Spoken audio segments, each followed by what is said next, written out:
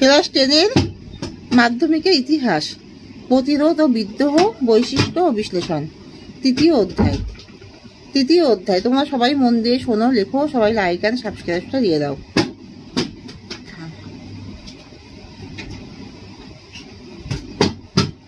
প্রথমবার চুয়ার বিদ্রোহে নেতৃত্ব দিয়েছিলেন দুর্জন সিংহ। দামিনী কোহ শব্দের অর্থ কি? পাহাড়ের প্রান্তদেশ।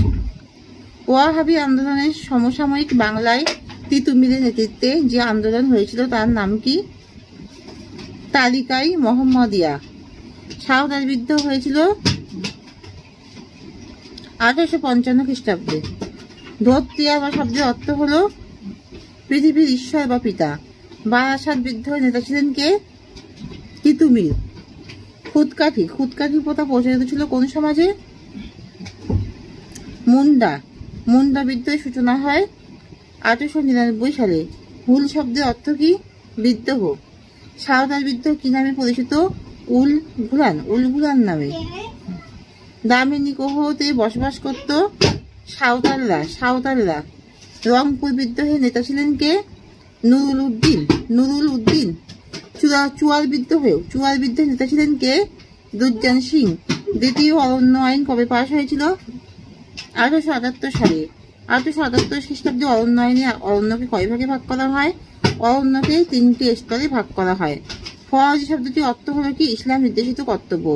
বাংলায় ফরাজি আন্দোলন শুরু হয় 1819 সালে। নীল কমিশন গঠিত হয় 1860 সালে। দারুল হারব শব্দটির অর্থ হলো 70 দেশ। মুন্ডা বিদ্রোহ কি নামে পরিচিত? বিরসা মুন্ডা নাকি দারুল হারব? বিরসা মুন্ডা নামে পরিচিত। বাংলা নানা সাহেব কাকে বলা হয়? রামরতন মল্লিককে। বাংলার ওয়ার্ড টাইটেলার কাদের বলা হয়? দিগম্বর বিশ্বাস ও বিষ্ণুচরণ বিশ্বাসকে। উলগুলান বলতে কি বোঝো? উলগুলান বলতে বোঝায় চরম বিশৃঙ্খলা বা বিরাট তোলপাড়। চাইবাসা যুদ্ধ কবে হয়েছিল? 1820 থেকে 21 খ্রিস্টাব্দে। বিরসা মুন্ডা কবে মারা গিয়েছিল? 1900 খ্রিস্টাব্দে 9 জুন বিরসা মুন্ডা মারা যান। ফরাজি কথাটির অর্থ কি? ঈশ্বর নির্ধারিত বাধ্যতামূলক বিশ্বাস।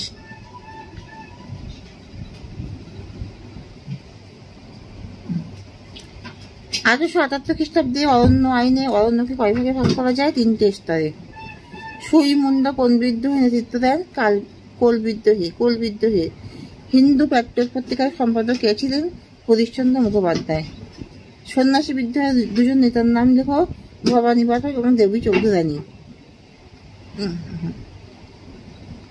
ওয়াহাবি কথার অর্থ কি? নবজাগরণ। পাগলপন্থী বিদ্রোহে কে নেতৃত্ব দেন? ফকির করম শাহের পুত্র টিপু শাহ। দাদন কথাটির অর্থ কি? অগ্রিম অর্থ। নীল দর্পণ নাটক কে রচনা করেন? দীনবন্ধু মিত্র। ভারতে প্রথম অরণ্য আইন কবে পাশ হয়েছিল? 1865 খ্রিস্টাব্দে। তিতুমিরের আসল নাম কি? মীর নিসার আলী। ফরাজি কথাটি এসেছে কোন শব্দ থেকে? ফরাজ শব্দ থেকে। ফরাজি আন্দোলনের প্রতিষ্ঠাতা কে ছিলেন? হাজী শরীয়ত উল্লাহ।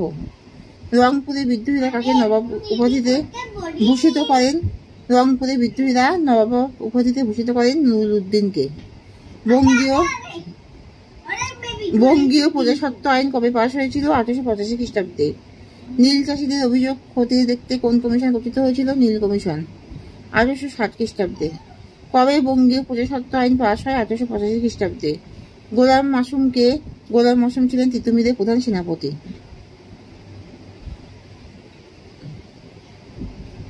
কে ভিল বিদ্রোহ দমন করেন? 1827 খ্রিস্টাব্দে আউটিয়াম ভিল এই বিদ্রোহ দমন করেন।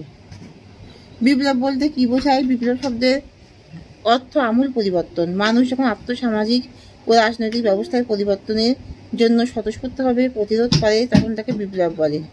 ব্রিটিশ সরকার কোন অরণ্য আইন চালু করেছিল? ঔপনিবেশিক অঞ্চলে নিজেদের একচাটিয়া কর্তৃত্ব প্রতিষ্ঠা করার জন্য 1865 খ্রিস্টাব্দে অরণ্য আইন প্রবর্তন করা হয়। সাঁওতাল বিদ্রোহের 2টি বৈশিষ্ট্য লেখো। এই বিদ্রোহের একটি ঔপনিবেশিকতা বিরোধী চরিত্র ছিল। সাঁওতাল ছাড়াও চরমকা, তেলি, ডোম, মুসলিম প্রভৃতি শ্রেণীর মানুষ যোগ দেওয়ায় এই বিদ্রোহ গণবিদ্রোহে পরিণত হয়। কোল বিদ্রোহের 2টি গুরুত্ব লেখো। কোল বিদ্রোহ হতে অন্যান্য উপজাতিদের বিদ্রোহী হতে উৎসাহিত করেছিল। কোম্পানি বাধ্য হয়ে দক্ষিণ পশ্চিম সীমান্তে এজেন্সি আইন গঠন করেছিল। মুন্ডা বিদ্রোহের দুটি গুরুত্ব দেখো। এই বিদ্রোহের পর উপজাতি এলাকায় ভূমি বন্দোবস্তের পরিকল্পনা গ্রহণ করা হয়। এই বিদ্রোহ দ্বারা বিরাটের সম প্রথা নিষিদ্ধ হয়। কবে, কোথায়, কার নেতৃত্বে নীল বিদ্রোহ শুরু হয়? 1859 খ্রিস্টাব্দে কৃষ্ণচন্দ্র বিশ্বাস ও দিগম্বর বিশ্বাসের নেতৃত্বে কৃষ্ণনগরের চৌগাছা গ্রামে এই বিদ্রোহ শুরু হয়। কোম্পানির আমলে দুটি ভূমিদারস্য নীতি কি? 1793 খ্রিস্টাব্দে চিরস্থায়ী বন্দোবস্ত এবং মহলওয়ারি বন্দোবস্ত। কোল বিদ্রোহের দুটি কারণ কি? 1 হলো তাদের নগদ করদানে বাধ্য করা হয়েছিল। 2 তাদের স্থায়ী বিচার পদ্ধতিতে আঘাত করা হয়েছিল।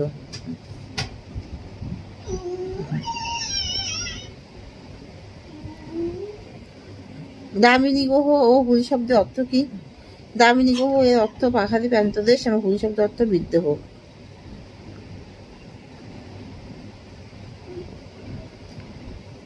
আলী ফাতিদ্দার কাদের বলে? ওয়াহাবি আন্দোলনের নেতা ইনায়েত আলী এবং উলায়েত আলীকে। ভারতের দ্বিতীয় অরণ্য আইন কবে পাশ হয়? উদ্দেশ্য কি ছিল? 1878 খ্রিস্টাব্দে। এর উদ্দেশ্য আদিবাসীদের কাছ থেকে অরণ্য কেড়ে নেওয়া। কবে কোন আইনের মাধ্যমে ভারতের কোম্পানি শাসনের অবসান ঘটে?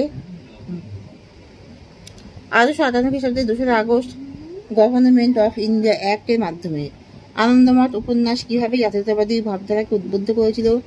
আনন্দমঠে উল্লেখিত বন্দে মাতরম মন্ত্র দেশবাসীকে মুক্তি আন্দোলনে উদ্বুদ্ধ করেছিল। এখানে সত্যানন্দের মাধ্যমে আসলে ইংরেজ শাসনের বিরুদ্ধে ভারতীয়দের মধ্যে ধর্ম আন্দোলন জাগরণ ডাক দেওয়া হয়েছিল।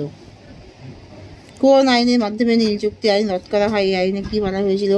অ্যাক্ট 8 অফ 1868 নামে এক আইনের মাধ্যমে নীল চুক্তি আইন রদ করা হয়। এখানে বলা হয় নীল চাষ সম্পূর্ণভাবে চাষিদের ইচ্ছাধীন হয়।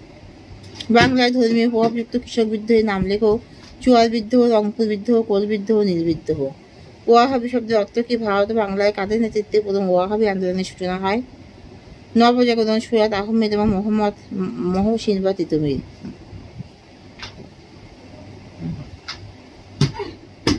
ভারতে ব্রিটিশ শাসনের প্রথম শতকে উপজাতি বিদ্রোহগুলির কারণ কি ছিল?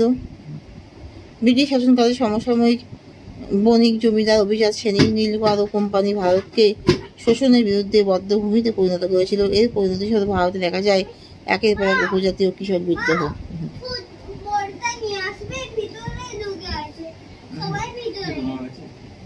ভূমিদাস্য নীতি 1765 খ্রিস্টাব্দে ইংরেজ ইস্ট ইন্ডিয়া কোম্পানির দেওয়ানি লাভের পর থেকেই নতুন ভূমিদাস্য নীতি কোম্পানির আমলাদার ও ইজারাদারদের অত্যাচারে কৃষকদের জীবন দুর্বিষহ করে তোলে।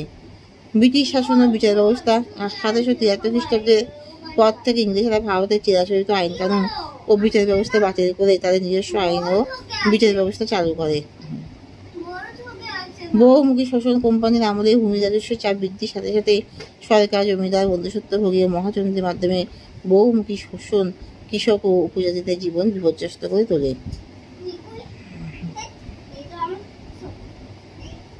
সাঁওতাল বিদ্রোহের কারণ লেখো। চিরস্থায়ী বন্দোবস্ত, প্রসূত জমিদার ও কোম্পানি শোষণ ও অত্যাচারে জমিহারা সাঁওতাল উপজাতির মানুষরা বাঁকুড়া, মেদিনীপুর, ধলভূম, ভাগলপুর অঞ্চলে বসতি স্থাপন করে। কিন্তু এরপরে ব্রিটিশ সাম্রাজ্যবাদী শাসনে ও শোষণে তারা নির্মমভাবে শোষিত, নিষ্পেষিত ও সর্বশান্ত হতে থাকে। এর বিরুদ্ধে আদিবাসীরা 1855 থেকে 56 খ্রিস্টাব্দে সাঁওতাল বিদ্রোহ সংগঠিত করেছিল। বিদ্রোহের কারণ জমিদারদের অত্যাচার। সাঁওতাল বিদ্রোহের প্রধান কারণ হল জমিদারদের অত্যাচার। এই জমিদারেরা সাঁওতালদের উপর চড়া হারে কর ধার্য করত। রাজস্ব আরোপ। এই উপজাতি সম্পদের মানুষরা বন জঙ্গলের জমিকে চাষযোগ্য করে তুললেও তার উপর কোম্পানি ও সরকারযুক্ত জমিদাররা রাজস্ব চাপাতো, যা ছিল এই বিদ্রোহের অপর একটি কারণ।